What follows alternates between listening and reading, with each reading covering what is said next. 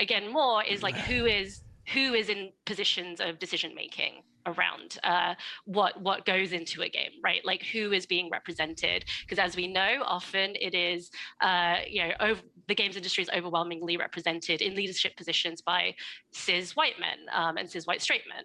So we need to disrupt that. Yeah, I think it's important to be able to kind of see yourselves in these play experiences, and it's important for the cis males to also see other people out in the world. Like it's gives you this this closed worldview to see no one but the same white males doing the same white male fantasy power fantasies all the time.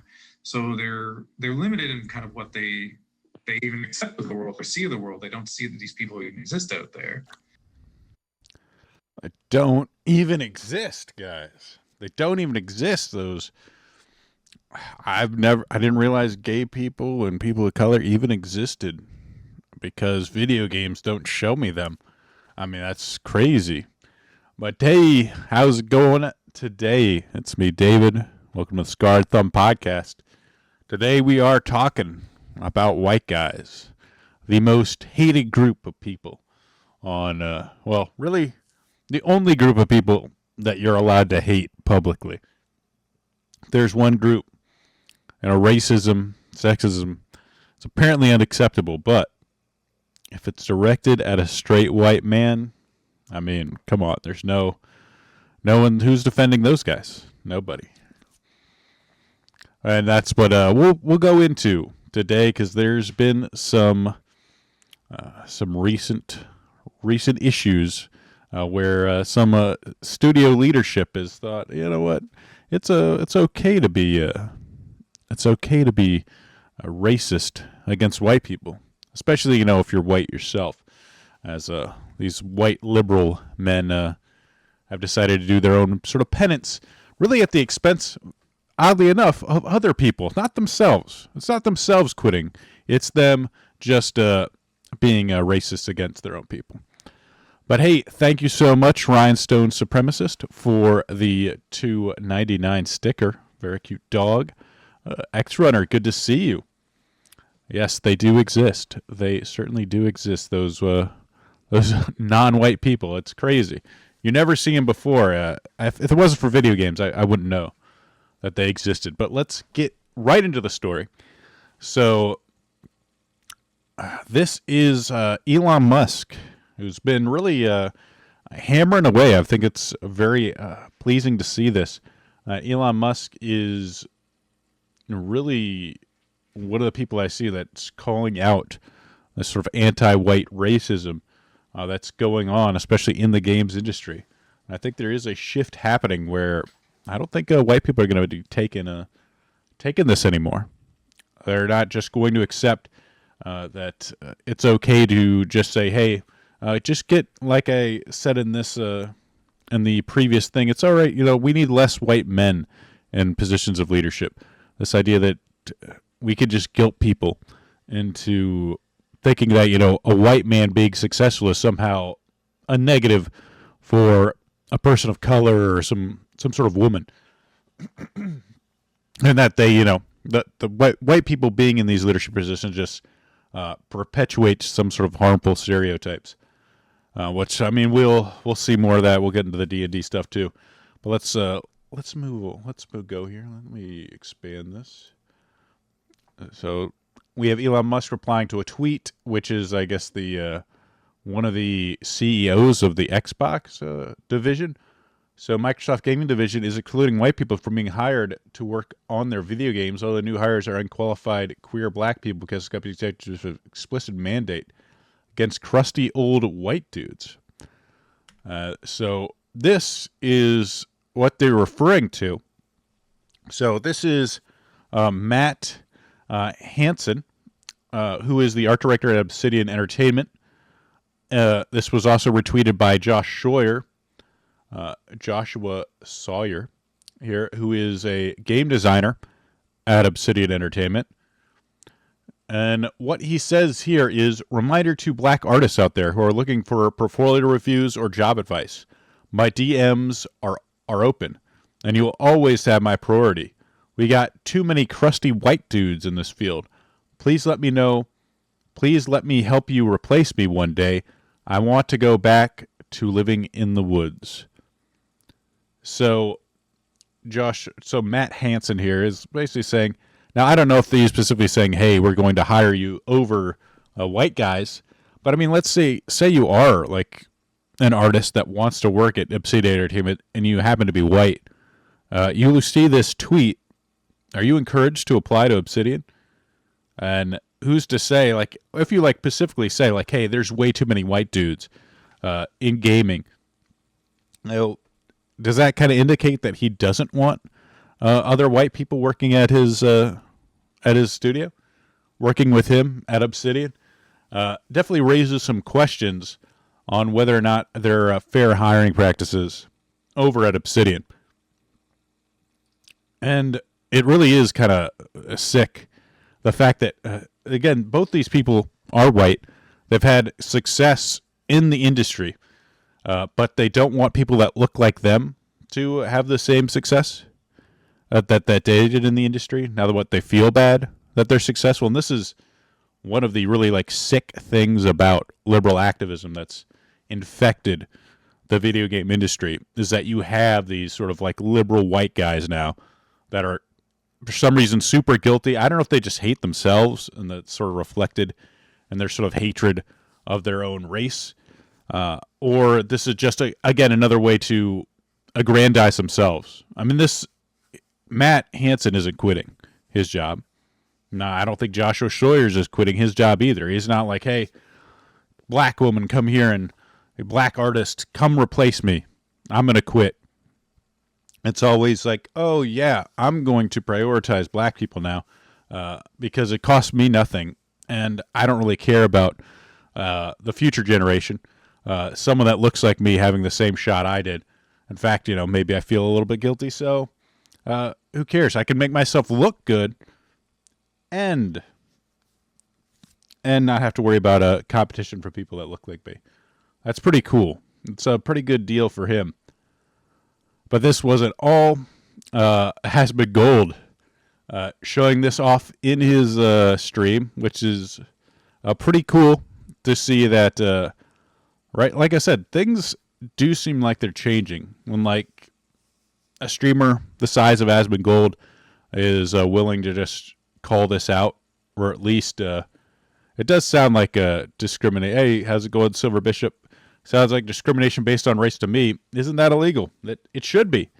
And the Civil Rights Act.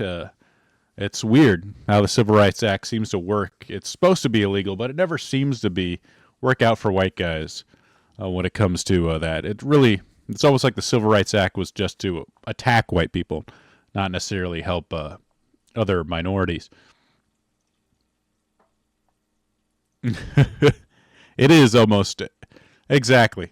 It's like he's saying black people can't code as good as him. It is like hey, we need to give you guys a leg up because apparently it's just discrimination. It's not that they're just as good. Apparently they're just as good, but we got to give you a special preference because apparently, I don't know, is Obsidian racist and they got to like give them an extra hand?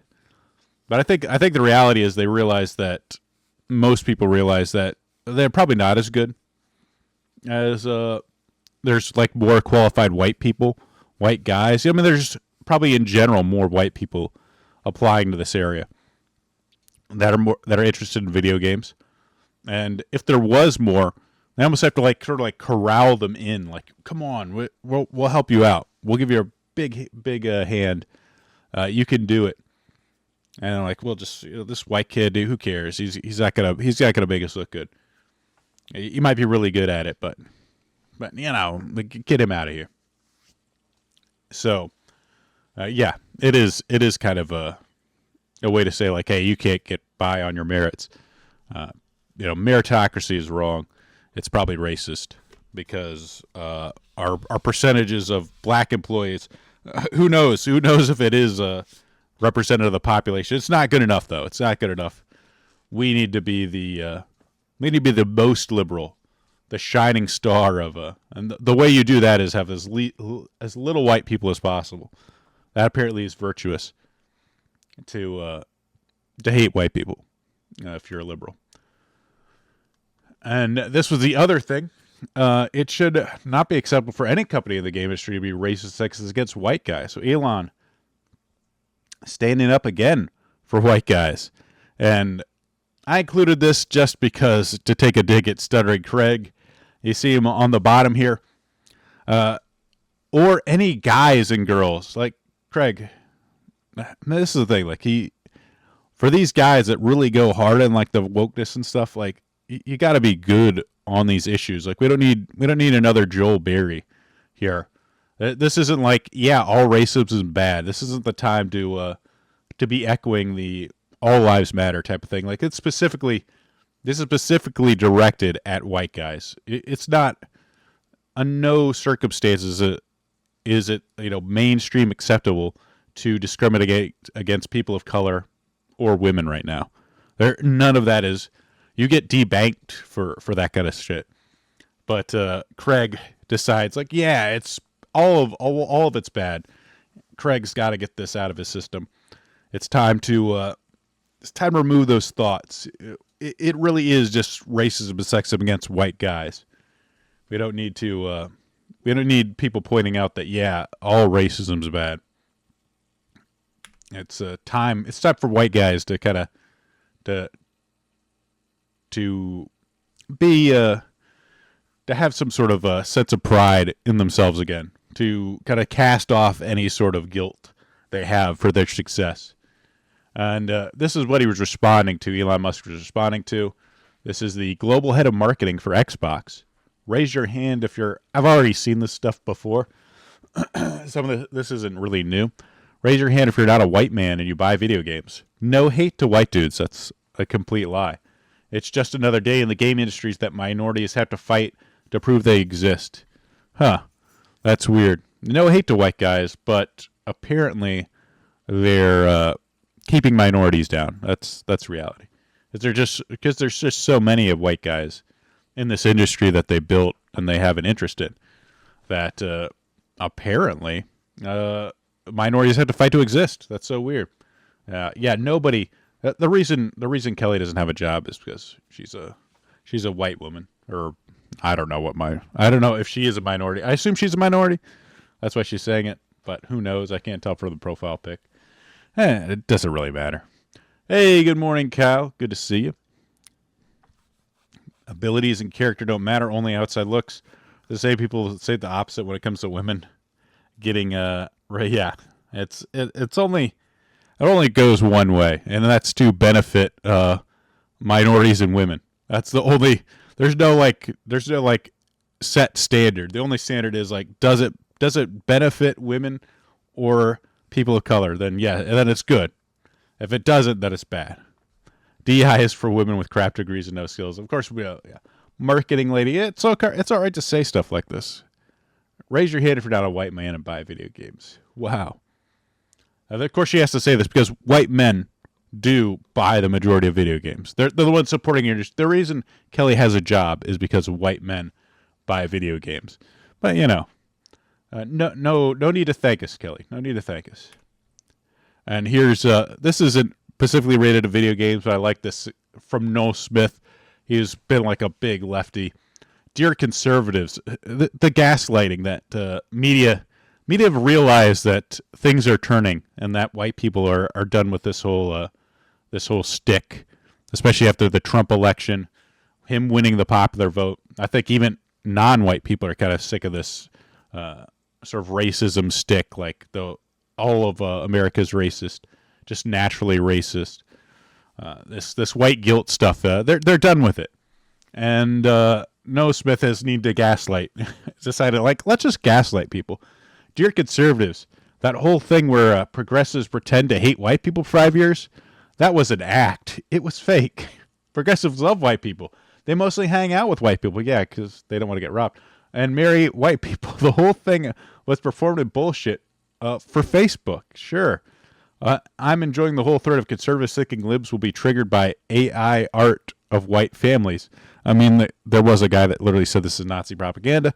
Like, do you think libs never hang out with people who look like that? Of course, yeah. they're also hanging out with other white people that pretend to hate white people, which they actually probably do hate white people. It's just, the different class of white people, the conservative white people, the people that don't share their values, they hate them. It's just, hating white people and sort of like making this a sort of like they're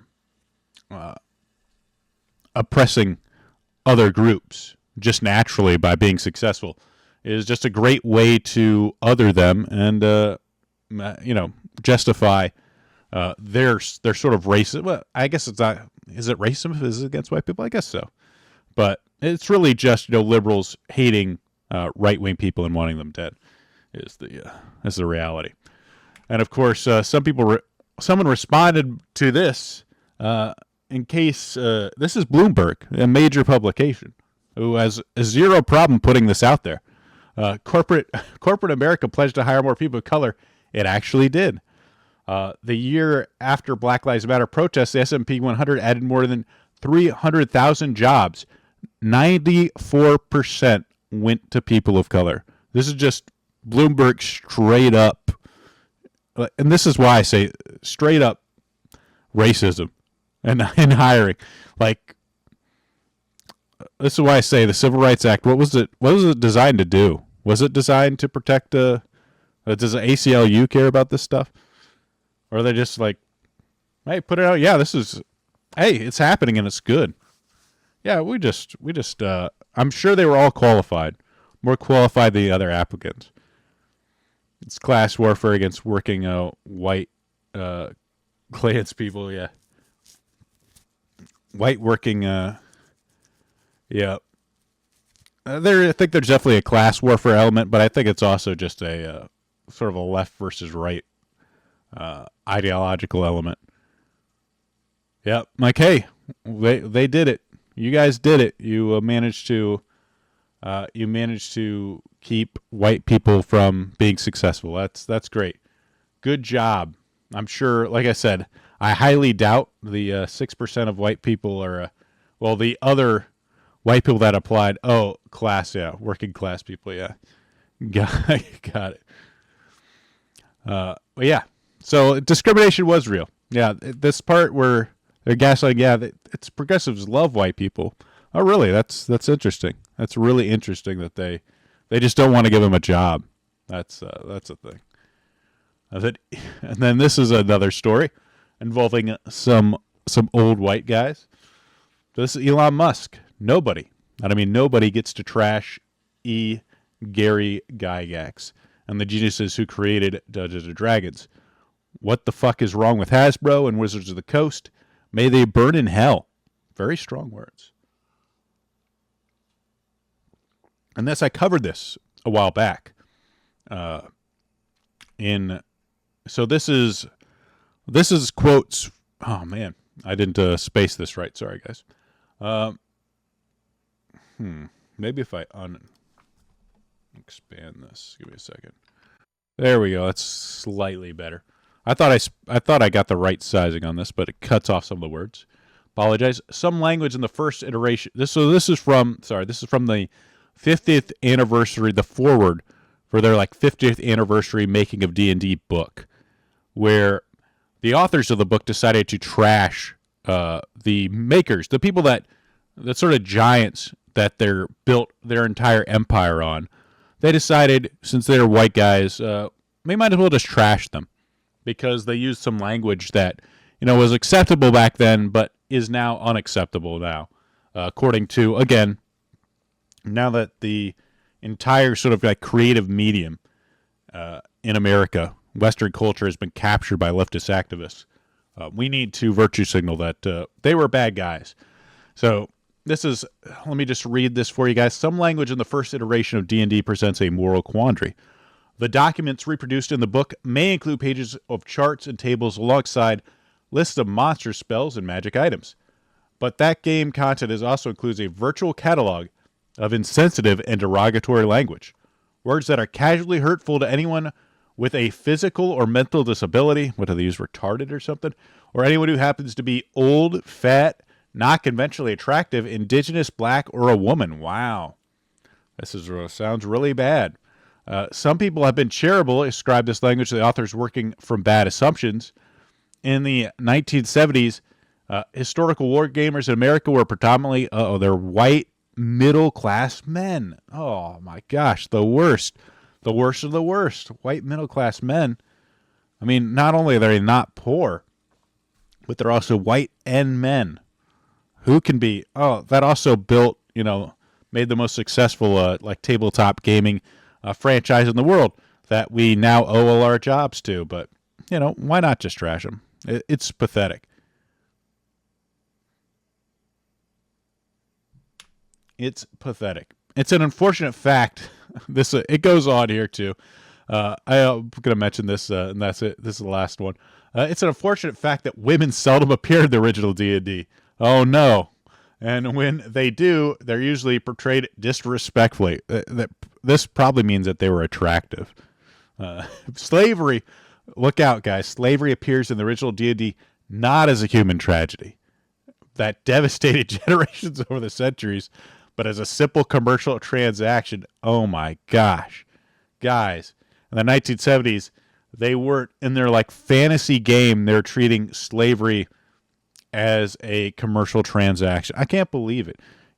Back in the day, like, in sort of medieval times, I'm pretty sure, which is kind of where the technology was.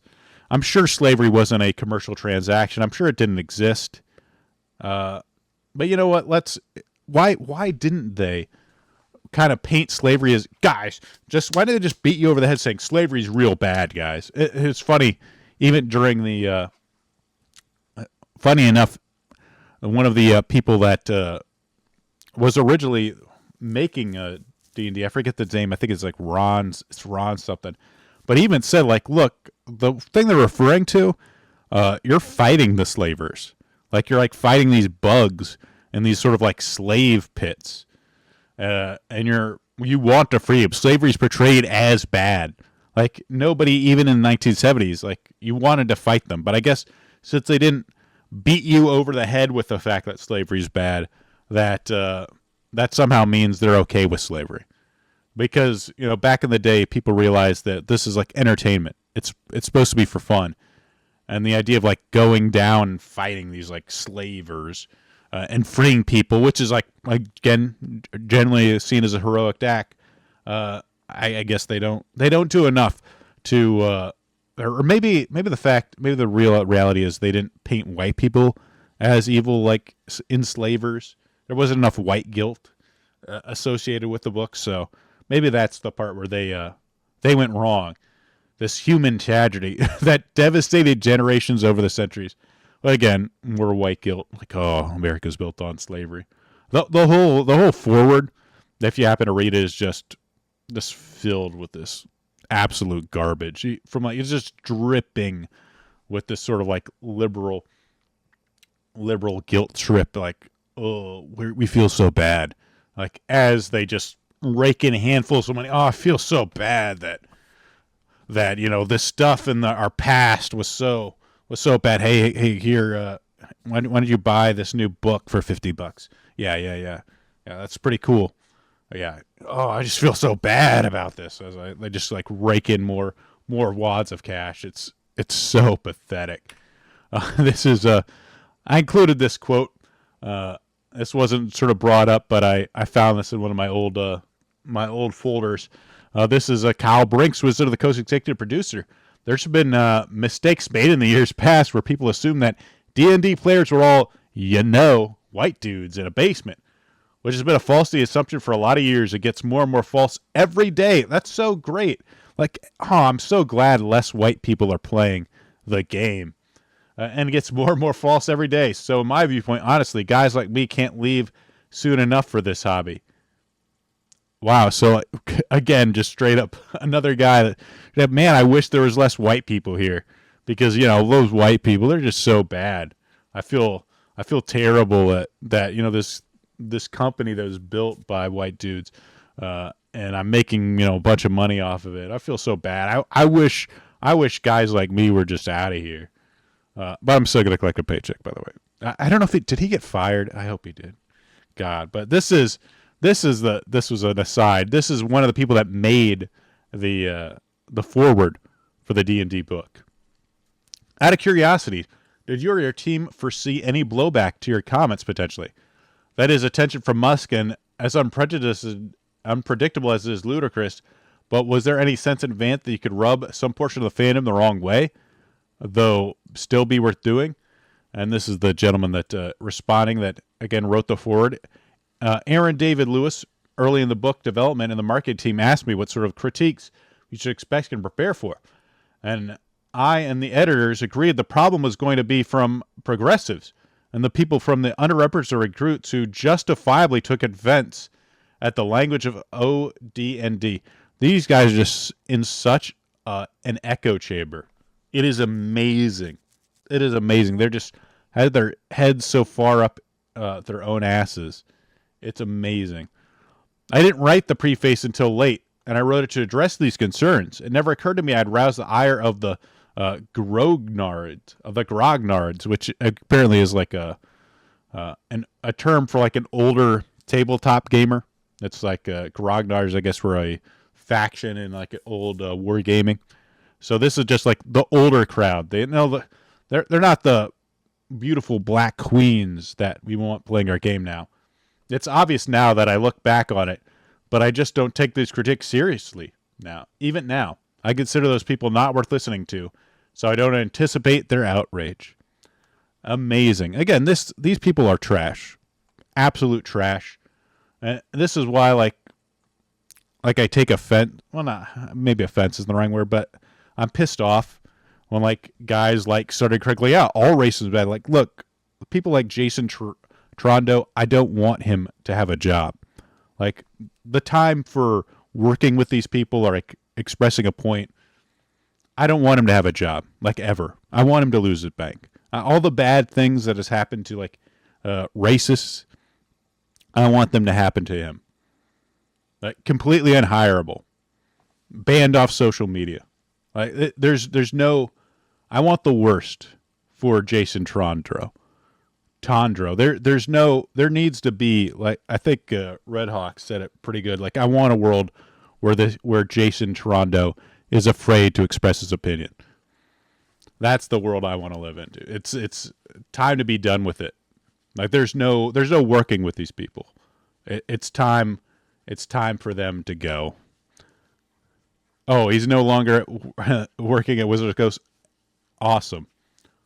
Great to see. I'm glad. I hope Kyle Brink never gets a job again. Goodbye, Kyle. This was awesome. This was on Jason Trondo's Facebook page. I looked. I was trying to do an early life check on him. I couldn't find anything. But this is their memes. This is what they find funny. So, I mean, you can see this is just straight up leftist activism. That just in your face, guys. But the right wingers are the one making it political. It's guys like Rum and Elon that are making it political. It's not this guy. He is totally not making it political, by the way. I'm glad he's probably seething pretty hard right now that Kamala lost. I hope he gets what's coming to him. And then, of course, Elon, seeing this tweet, decided to ask how much is Hasbro. I don't think he's serious about buying it, but it'd be pretty cool if he did. Honestly, I would love to see guys like Jason lose their job, get fired. Honestly, he just needs to buy Hasbro and like Wizards of the Coast and just put like a no fat chick sign right in the front, and like 90% of the problems would be solved. Boom, just like that. It'd be pretty cool if you see it coming, if that happens, but I don't think it will.